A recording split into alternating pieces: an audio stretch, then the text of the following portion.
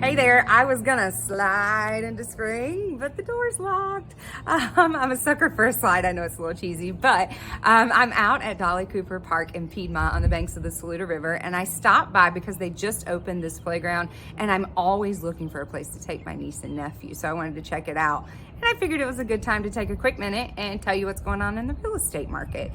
In first quarter, the second, third week of January, we saw a lot of buyers jumping into the market, which resulted in higher February sales. And I think that's because interest rates went down during that time frame and buyers took advantage of it.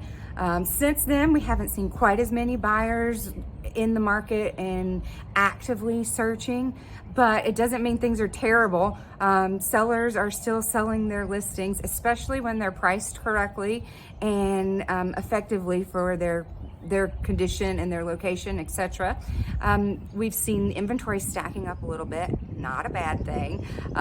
Sellers market, as I said, around 3 months worth of inventory is what we're seeing on average right now across the Upstate. A balanced market doesn't happen until we're about 5 to 6 months worth of inventory. So we have a ways to go before we hit that balance point.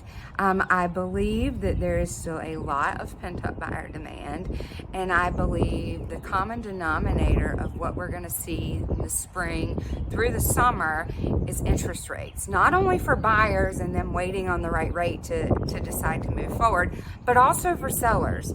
And not from the buyer perspective like you would think. There are other reasons why interest rates affect sellers, and I talk all about that on the website. So head over, it's allstarrealestatesc.com. You can click on the blog section to read more about that, or head to the link in the description. Hey there, I was gonna slide into spring, but the door's locked. I'm a sucker for a slide.